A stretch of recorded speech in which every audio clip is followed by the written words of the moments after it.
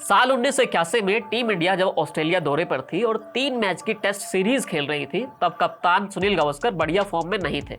उस सीरीज में अंपायरिंग भी माशाअल्लाह हो रही थी और टीम इंडिया के खिलाफ एक तरह से 7-8 फैसले आ गए थे। तीसरे मैच की आखिरी पारी में सुनील गावस्कर ने 70 रन बनाए। ये सीरीज में उनका पहला 50 था। तभी डेनिस लिली की बॉल पर अंपायर रेक्स व्हाइटफील्ड ने उन्हें एलबीडब्ल्यू दे दिया। गावस्कर भन्ना गए क्योंकि उनका कहना था कि बॉल जब बल्ले पर लग चुकी है तब आप एलबीडब्ल्यू क्यों दे रहे हैं। इसी गुस्से में वो अपने साथ चेतन चौहान को लेकर पवेलियन जाने लगे। बाद में किसी तरह टीम मैनेजर शाहिद दुर्रानी ने गावस्कर को समझाया तो मैच आगे बढ़ पाया।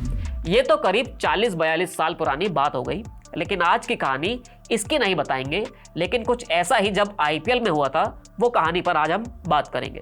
हेलो नमस्ते, आईपीएल की एक और कहानी सुनाने के लिए मैं मोहित ग्रोवर आपके सामने हाजिर हूं।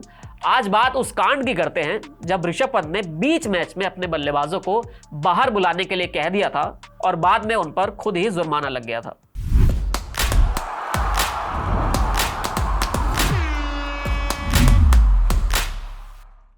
ये बात आईपीएल 2022 की है। 22 अप्रैल तारीख थी, वानखेड़े का मैदान था और सीजन का 34वां मैच था। दिल्ली और राजस्थान की टीमें आमने सामने थी। राजस्थान ने पहले बैटिंग करते हुए 222 रन बनाए। टीम के जोस द बॉस यानी जोस बटलर ने 65 बॉल में 116 रन बनाए। इसमें 9 चौके और 9 ही छक्के शामिल रहे, यानी दिल्ली के सामने एक मुश्किल लक्ष्य था। अब कहानी के असली मुद्दे पर आते हैं। इसके लिए सीधा स्किप करना पड़ेगा और दिल्ली की बैटिंग के आखिरी ओवर में जाना पड़ेगा, जब टीम को 6 बॉल में 36 रन चाहिए थे। यानी टारगेट मुश्किल नहीं, बहुत ही मुश्किल था। जब से रिंकू सिंह ने 5 बॉल में 5 छक्के मारे थे, तब से इसे असंभव नहीं कहा जा सकता था। खैर, राजस्थान ने बॉल ऑबिड मैकॉय को दी। बल्लेबाजी पर रोमन पावेल और कुलदीप यादव थे। स्ट्राइक पावेल के पास थी। उन्होंने पहली 3 बॉल पर ही 3 छक्के जमा दिए थे। एक तरह से उम्मीद बनने लगी थी, फिर भी मुश्किल ही थी। अब तीसरी बॉल पर ही कांड हो गया। मैकॉय ने बॉल फेंकी जो फुल टॉस थी।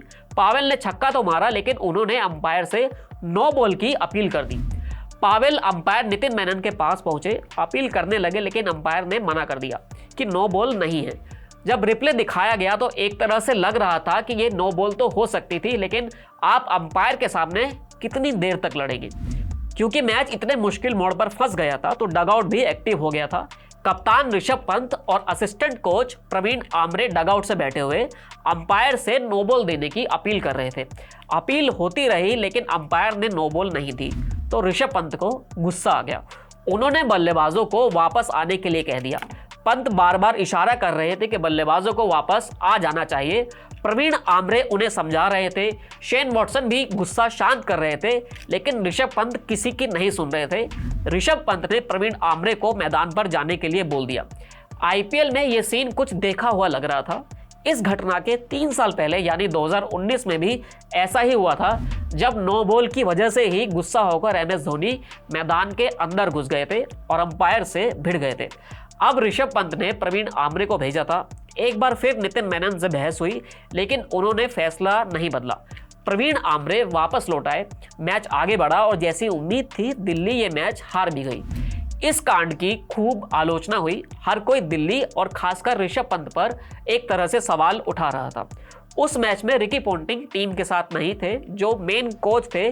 कोरोना की वजह से वो क्वारंटीन हो गए थे। सभी ने बाद में यही कहा कि अगर पोंटिंग होते तो शायद हालात इतने बेकाबू नहीं होते। मैच के बाद ऋषभ पंत से जब पूछा गया कि ये सब क्या हुआ, तो उन्होंने अंपायरिंग को ही लपेट दिया और बोले कि हमारे लिए वो नो बॉल जरूरी थी। रिप्ले में साफ दिख रहा था कि वो नो बॉल है ही, लेकिन थर्ड अंपायर ने कोई फैसला नहीं लिया और ना ही कोई दखल दिया। पंत खफा जरूर थे, लेकिन उन्होंने ये भी माना कि प्रवीण आमरे को मैदान पर भेजना एक गलत फैसला था, क्योंकि अंत में अंपायर ही सबसे ऊपर होता है। इस विवाद के बाद ऋषभ पंत और प्रवीण आमरे पर 100% मैच फीस का जुर्माना लगा, यानी वो एक मैच के लिए टीम मैनेजमेंट के साथ नहीं रह सकते थे। इस सजा पर एक बवाल भी हुआ। बवाल ये था कि जब महेंद्र सिंह धोनी ने मैदान में घुसने की जरूरत की थी, तब तो उन पर सिर्फ 50% जुर्माना लगा था और मामला शांत भी हो गया था, लेकिन यहाँ पर जुर्माना भी लगा और मैच का बैन भी। खैर, दिल्ली बेचारी आखिर मौके पर जाकर क्वालीफायर में जाने से रह गई और इसी बात का गम दिल्ली को भी रहा। ऋषभ पंत को एमएस धोनी का उत्तराधिकारी बताया जाता है टीम इंडिया में MS धोनी के बाद वो ही सबसे सफल विकेटकीपर भी बने। जब ऋषभ पंत ने इस तरह का गुस्सा दिखाया तब मीम भी बनने लगे और बताया गया कि कैसे गुस्से के मामले में भी ऋषभ पंत एक तरह से MS धोनी के उत्तराधिकारी बन गए हैं। इस IPL के बाद ऋषभ पंत चोटिल हो गए थे और अब जाकर साल 2024 में वो IPL में वापसी कर रहे हैं, कप्तानी भी कर रहे हैं। उम्मीद होगी कि वो इस तरह का गुस्सा नहीं करेंगे। क्रिकेट से जुड़े इस किस्से में इतना ही। फिर मिलेंगे एक नए किस्से के साथ TV9 डिजिटल पर। शुक्रिया।